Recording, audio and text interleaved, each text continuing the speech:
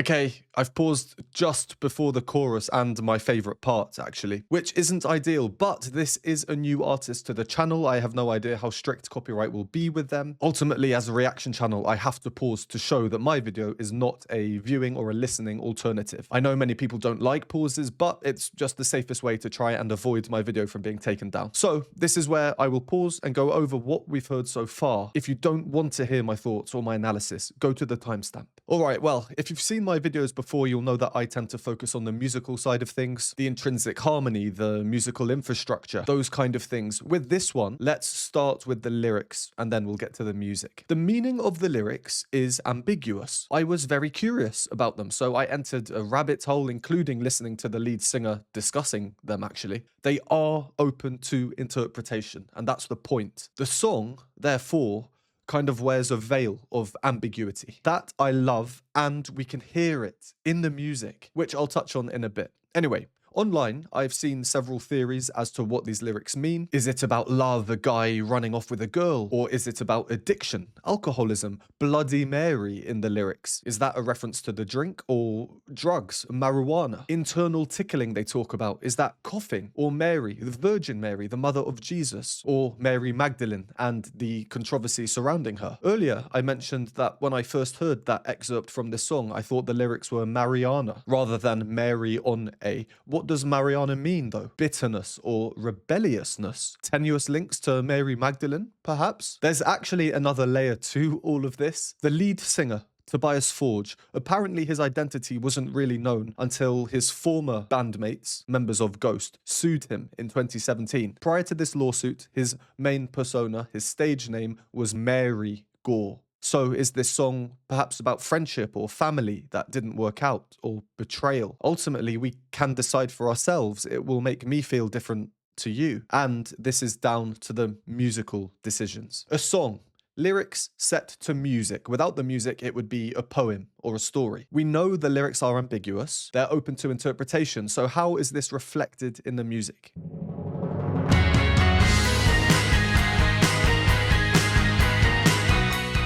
When it comes to music theory, ambiguity can be there, but the theoretical side of things is less open to interpretation. Music is very mathematical. 2 + 2 is 4. Things are how they are. Where we just paused this little instrumental interlude before the first chorus.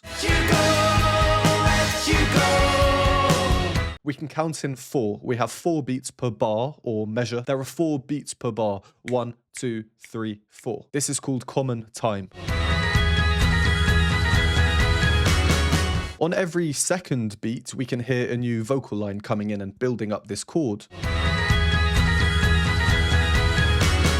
which reinforces the rhythmic structure. It's clear, we can easily tell the meter, the time signature, the percussion as well, very important because it gives the beat. They all make it very clear that we are in 4/4 in common time. The rock organ though, the fun part, that part there. And the rock organ, by the way, is a very interesting choice of instrument. It definitely has a certain feel to it. Anyway, that part is ultimately providing rhythmic ambiguity. This should be no surprise though, because right from the off, the very beginning of the song, we are told, we are shown things could be ambiguous in this piece of music. This is the opening.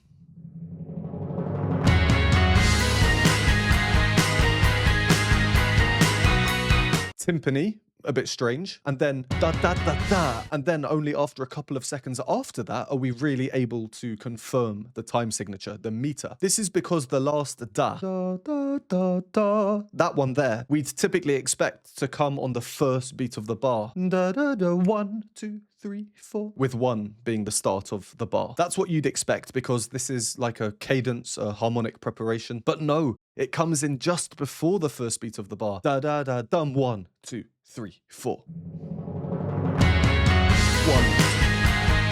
We also get the rock organ coming in with the same motif we had just before the chorus.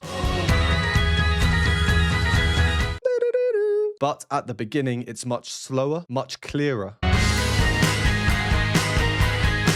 much more prominent, and therefore much more powerful in providing rhythmic ambiguity. If we just count along with the music, 1, 2, 3, 4. That's the beat, we're in time with the drums, all good there. But the rock organ is not abiding with this rhythmic structure. It's accenting the off beats, so not on the strong beats. It's not pointing towards the music being 4 beats per bar. It's throwing us off and it's forcing this rhythmic ambiguity on us. This 4-note motif is continuously entering on a different beat each time and consequently ending on a different beat. Then we get repeated notes to break things up and offset things even further. And when you add in the syncopated guitar chords underneath, this rhythmically ambiguous effect is even more exaggerated. It's similar when the vocals come in. Powerful, mostly straight tone, so not much vibrato. High up in the chest voice. We were speeding together down the dark avenue.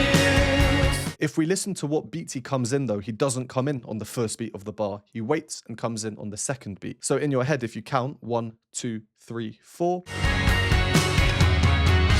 We were speeding together. Very similar in terms of the melody's rhythmic structure, not abiding by the fundamental rhythmic structure, which ultimately the percussion, the drums is keeping 4 beats per bar. And I think this definitely gives the music a lot of energy. So that's the rhythms, which are really interesting. Now onto the harmony. This song is in G sharp minor. In short, this is not a common key because it has many sharps. Here are all the key signatures and how many sharps or flats they have. Generally speaking, the more they have is the more complex they are because it's a bit of a pain having to remember sharps and flats. C major, for example, is easy. It has no sharps or flats, so it's just all the white notes. G sharp minor has them all. So with that in mind, things are already a bit busy from a harmonic standpoint, but that's not reflected in the harmonic progression of the music, or in other words, which chords are used and when. We basically just have 2 chords back and forth. G sharp minor to F sharp major. Back and forth. The only time this changes is when he sings and the truth of the matter is.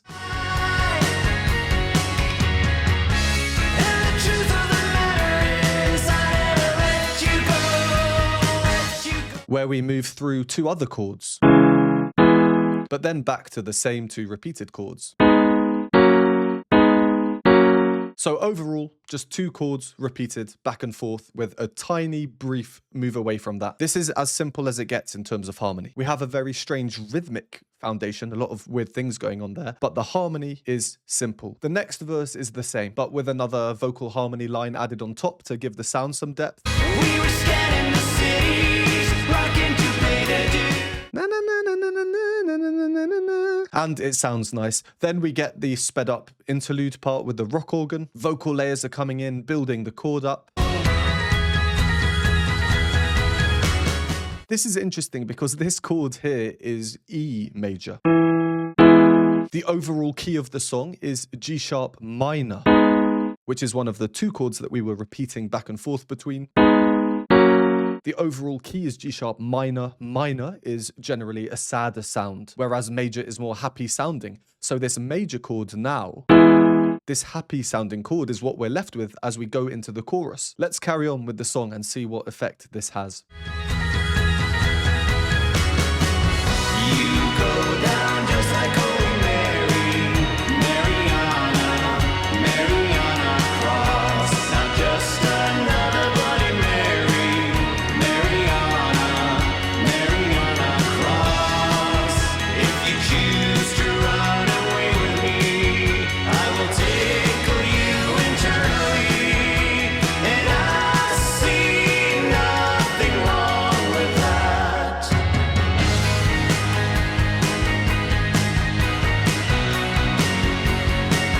Can really hear the rhythmic ambiguity.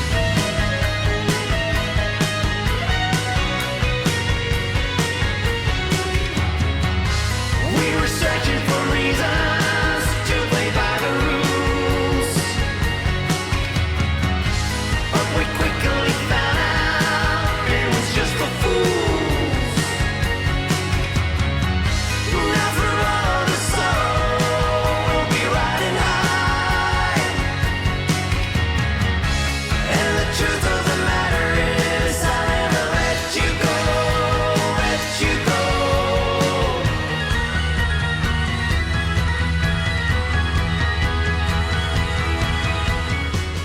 Okay, I have to pause here because we're coming up to the best part of the song in my opinion, and to be really honest with you, one of the nicest bits of music I've ever heard in my life, which is a huge statement. It's really saying something. But first, we need to go back over the chorus. I love this chorus. I just love it. There's something about it. Overall, it's fairly simple, but it's just lovely. Let's take a look at why this might be. Firstly, the chords. You go down just like Holy Mary, Mariana, Mariana. We have a new chord progression now, so we're hearing 4 chords basically. These chords are B major, G sharp minor, D sharp minor, and F sharp major. The key of the song, as we said before, G sharp minor. This has now been relegated in terms of its importance.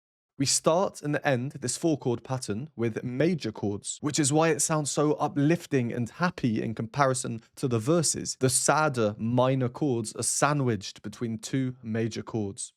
Secondly, the bass line. It's simply playing the root note of each chord. So, B, G sharp, D sharp, F sharp. The shape falling down, then rising at the end. The rise is hopeful, uplifting, leading naturally back to the start to repeat the 4-chord pattern. And how about the melody? You go down. Do, do, do. These are the 3 notes. We rise up an octave with 1 note in the middle. The full B major chord also has this note. So why does he choose to sing this one, note number 3, instead of this one, note number 5? Well, it's the 3rd note that determines if the chord is major, happy, or minor, sad, which would be a very different sound. Do, do, do, do, do, do, do, do, instead of do, do, do, do, do, do, do, do. So by choosing the major 3rd note, it's just really exaggerating and showing off the fact that, we have changed to the major now. You go down just like Holy Mary, Mariana. Also, the vocal harmony at the top, super simple, 2 notes. Head voice, long notes, no lyrics. There is also harmony on the lyrics too, which then joins up in octaves, unison on Mary on a Cross. Go down just like Holy Mary, Mariana. To really emphasize those words, Mary on a Cross. Then for the second half of the chorus, things change a bit musically, returning to previous harmony and musical ideas. Mary on a cross, if you choose to run away with me, I really do like the vocal harmony. It's subtle, it's not overbearing. I will tickle you internally. Just makes you want to sing the harmony line instead of the melody. We get some new material just for variety, such as the guitar solo. Or this glissando, this slide down. It was just for fools. All right, let's carry on from a bit before my favorite bit, and then we'll go until the end. If you enjoy these videos or find them helpful, please consider supporting me. Patreon has a bunch of exclusive benefits, behind the scenes videos, additional reaction content, Q&A videos, and more. For a one-time donation, you can donate me a hot chocolate at the Buy Me a Coffee link, or become a YouTube member for these groovy emojis and membership badges. And a huge thank you to these lovely people on the screen now.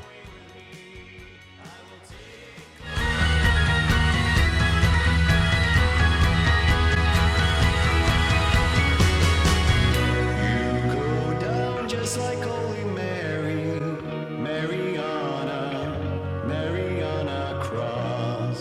Not just another Bloody Mary. So nice. Mariana. You go down just like Holy Mary, Mariana cross. Your beauty never ever scared me, Mariana cross. If you choose to run away with me, I will tickle you internally, and I see nothing wrong with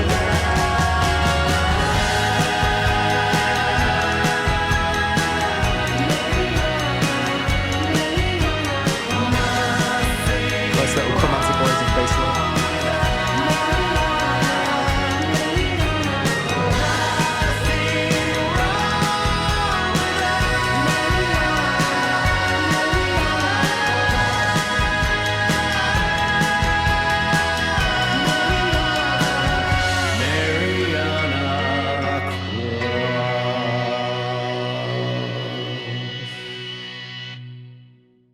Nice end, a bit of grit in his voice coming through there.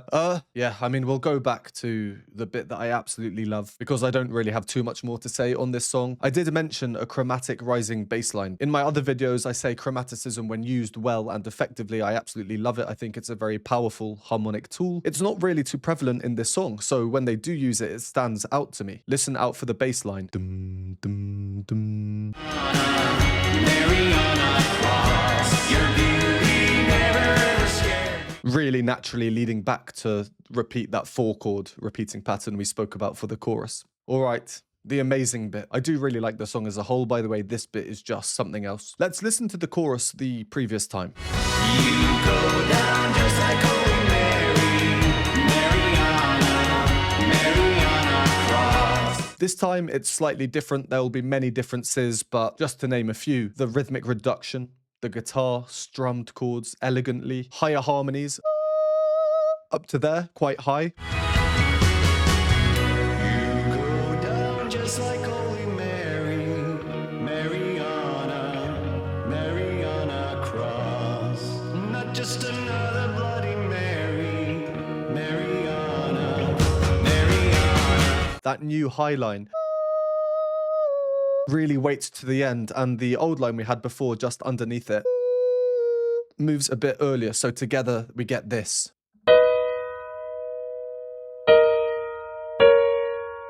Almost angelic. Overall, everything. The change that's so important, the context. The whole song has been preparing us for this moment. The change is simple. It's so simple, but so effective. Magical, moving. It just affects me greatly. Honestly, every time I listen to this, my eyes just start watering. It's a physical response that I do get with certain songs. There's no formula for it. Music is emotional. It affects us all differently.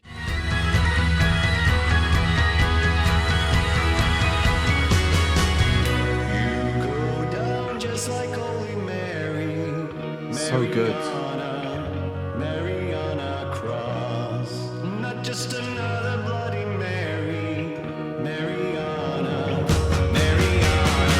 you go. And then the drums come in to remove me from this ethereal plane I've just entered. Truth be told, when I found this song yesterday, I was hoping it would all be like this magical bit. And when the song started, I was thinking, is this even the same song?